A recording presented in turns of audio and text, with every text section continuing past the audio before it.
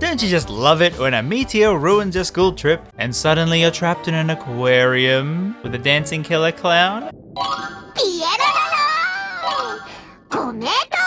As here we have a game called World's End Club, where the world sure has ended and someone's partying at a club. Most likely Apple, since this game is a timed exclusive on the Apple Arcade. Yeah, I didn't even know arcades were still a thing. So to take it back to the beginning, two creators in the creepy, moody, killing game space, Kodaka, known for Danganronpa, a series where you must survive a killing game, held by a sadistic mascot talking teddy bear, and Uchikoshi from the Zero Escape series, escape room games mixed in with plenty of Wikipedia articles. The actual Titanic? You mean it, like, slipped through time and ended up here? Before the ship sunk on April 14th, 1912? Now, for whatever reason, the both of them, alongside a few others, look at all their names, went and formed a new company, Tokyo Games. But no, they weren't content on sitting back with just that, because they announced a whole heck of things, including collaborations, anime, a raccoon with a knife, and a full motion video game, which has live action actors in a choose your own adventure style journey. Oh wait, I can't show any more footage because they might send their high priced lawyers after us.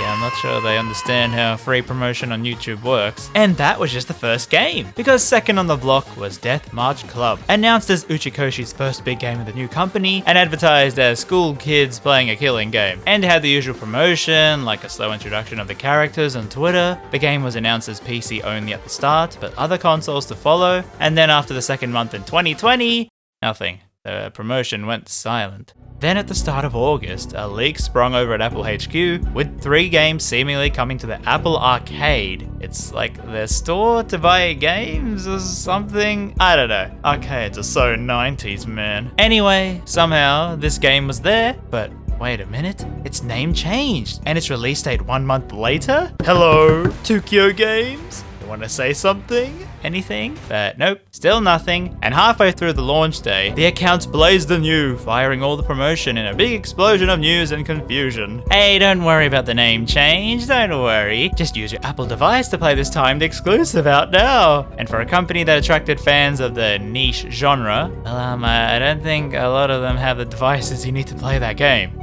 Well, you talk a lot for a man without an iPad. So what? Don't tell me. You went out and purchased an expensive Apple product for this video and now are in debt. By the way, did you know I have a Patreon where you can support the channel with thanks, high quality PNG thumbnails, and name in the credits? Names, I love names. Also, by the way, this is a family member's old iPad, so haha, got him. Anyway, let's check out World's End Club, the game from 2 of my favorite creators. So the game is set out like one of those other murder games, you know, with a totally original mascot. I swear swapping out your left eye seems to be all the rage these days. As you see a group of 12-year-olds awaken in this underwater prison, where they learn they must participate in a game, run by Ice Cream Clown here.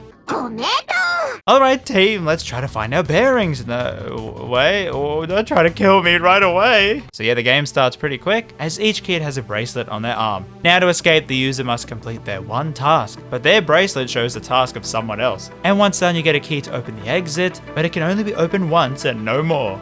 How original. And with a 1 hour time limit, thus begins the chaos. The kids trying to find their task on someone else's bracelet, with the tricking and the scheming and the screaming, and oh look, everyone's dead. Fun for the whole family. But here comes the hard part that I really have to stress about this game. Now, I won't spoil any major bits, but I have to talk about the other aspect of the game, because you will see, this 1 hour is literally that. It's the first hour of the game. Everything after is nothing like this, and I have to show it off, just in case one of you rush out to buy an iPad to play this, because hold it right there, buddy. World's End Club is actually a Travel Japan game, with gameplay like this.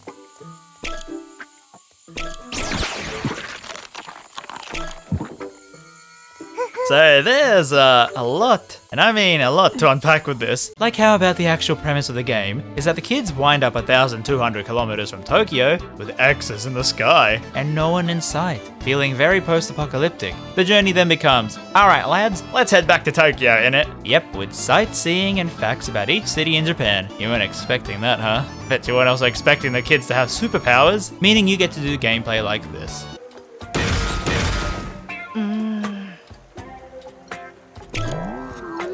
Okay, can we talk about the gameplay for a sec? So being a touch console, to move the characters you drag your finger along, and to jump you drag it up, and yep, that is your mobile game controls. It takes a heckin' while to get used to, and man, I think this might be the most game overs I've ever had in a single game.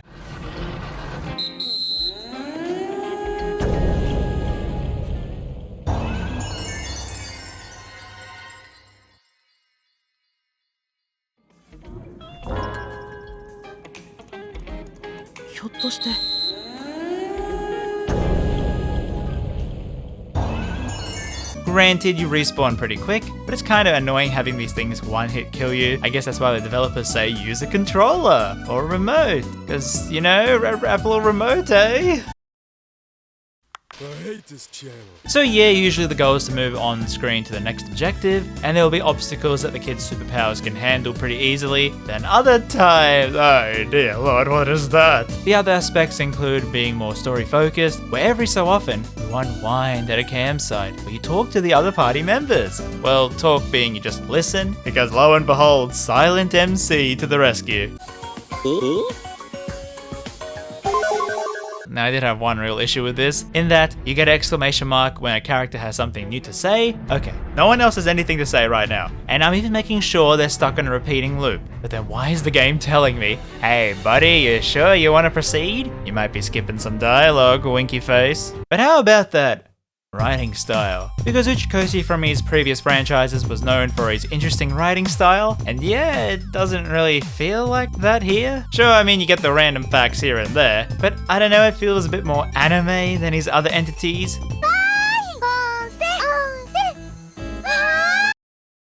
But yeah, the game has a lot of reading as well. I mean, unless you can understand Japanese, because I sure can't. I don't know what they're saying. No, seriously, why is this not translated? Okay, but seriously, this game has a crazy amount of languages for the text. I mean, you got European, funny accent land, and well, crikey. It's just weird seeing how much effort was put into making this game as accessible as possible. You know, all the languages, simple controls, but then you have a paywall of the Apple tax. I mean, hey, the game looks good. Each area of Japan is so distinct and vibrant, while the music matches the area with so many different styles of genre. Although I kinda miss the moody songs from the opening aquarium time, as opposed to how happy the songs get later. And you probably have seen all this and are thinking, wait a damn minute, these character designs, have I seen them before? Well, I don't know, Jim, you tell me. But I'll tell you, yes, it's the character designer from Pokemon Sword and Shield. With all the characters feeling like, yep, this is Pokemon, Tropical Japan edition. Although, the small studio kinda made them move better than Pokemon ever did.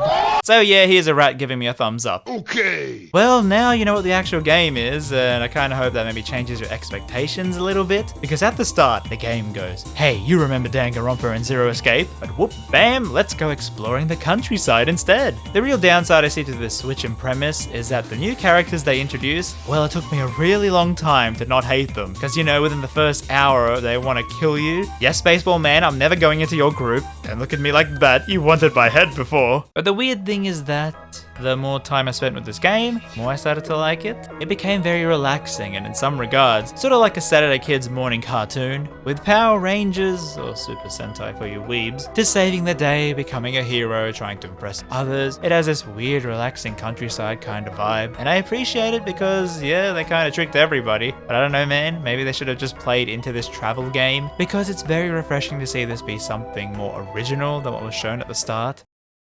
So okay, you got the apples, you got the arcade, you got the mood, countryside, superpowers, and ambidextrous rats. But then why are you reading this long sentence as if you're implying there's something more?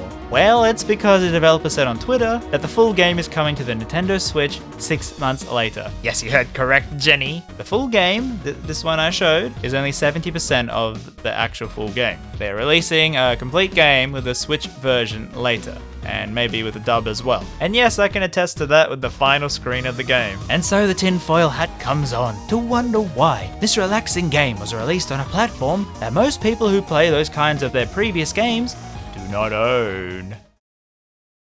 It's money, I think. because one has to consider as to why they would release not even a full game onto Apple's arcade. Maybe Apple was desperate for something to bring people onto their platform, considering what they are planning to do. And yeah, maybe taking the deal was a good investment for a small brand new company, but I just think this whole thing is weird, considering little Timmy might get an iPad because his favorite creators are having a new game on the Apple Arcade, but then realized he didn't even get to see the proper ending. Which is why I'm telling you, if any of this seemed interesting, I really think you ought to wait for the Switch version, the full story, better controls, and hey, maybe English voice acting too. The whole scenario just ended up in a weird spot, I guess. Here you have a game that's so different from anything they created before. I mean, heck, there's not even a single drop of blood in this game, which is kind of a big deal considering the recent ones. It's very kid-friendly and relaxing, wandering through Japan.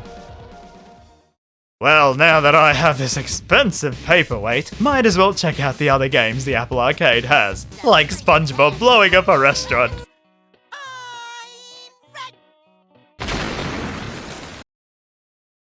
Trojan, RamZaes, Magnum, Chic!